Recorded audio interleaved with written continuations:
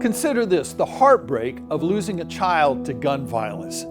Just absolutely devastating, especially if that child is only 16 years old. Well, the emotional toll made worse if it happened more than 20 years ago and the murder is still not solved. Well, one mother is handling that painful ordeal with dignity and strength. And we have her story in this WBTV True Crime Carolinas. Everybody dressed up. Oh, and there, look at that. That's Gregory with my mother.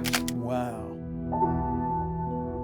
The only way I can manage is because God has given me a little bit of his strength. In my own human strength, I probably would have been better off and not been able to handle it. Look at that, isn't that a sweet picture? Yeah. 22 years ago, Kyle Goodson decided to move from Connecticut to Charlotte with her son, Gregory.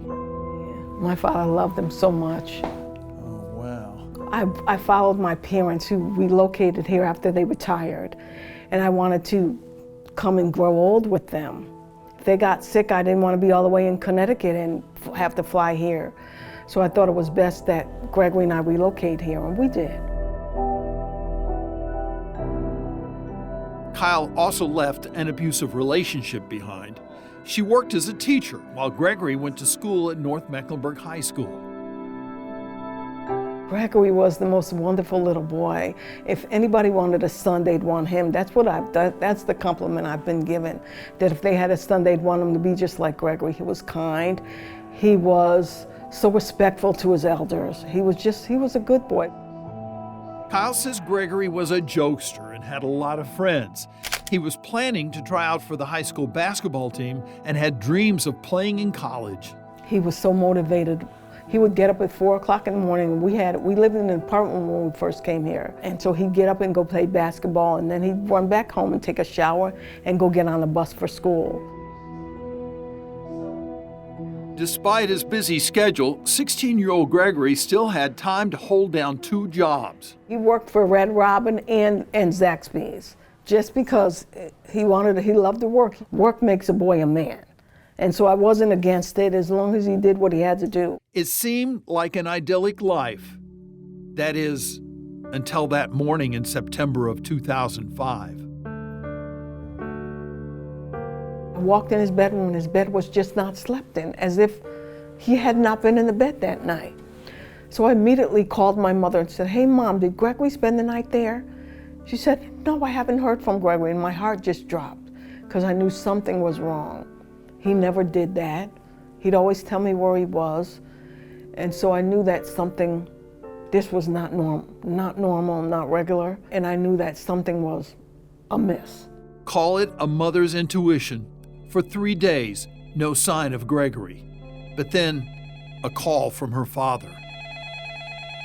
He said, "Kyle, I want you to come over." And I said, "Why?" He said, "Because the news came on. They said they found a body." His body found a few days later in some woods along Simpson Road. And it was Gregory's body. He'd been shot, his shoes and book bag stolen, an innocent victim. Found in a wooded area in West Mecklenburg County by 2 ATV riders.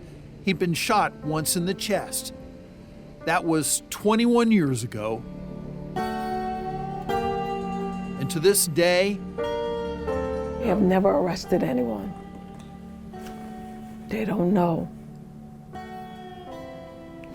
They don't know. I smile not with happiness, I smile with, I can't believe it. Because, oh my gosh. Police say Goodson was murdered and that he may have known his killer. investigators have few clues to go on. I've gone over it over and over in my mind. You know, he worked 2 jobs. He was busy. He played ball. He just had no time for anything else. And I don't know why anyone would do it. Kyle thinks the shooting could have been an accident. So many unknowns. He just had a good heart. We just needed more people like him in the community. It's the worst feeling in the world because you're helpless. You know, you don't have the skill that a detective has. You can't go out there and do anything. You want to, but you don't know where to start and what to do. And for whoever killed Gregory, Kyle has one question. How can you live with yourself? You killed an innocent 16-year-old child. You left a mother without children. You left the grandparents without grandchildren. You left a society without someone who could change it. I think Gregory would have been a change maker.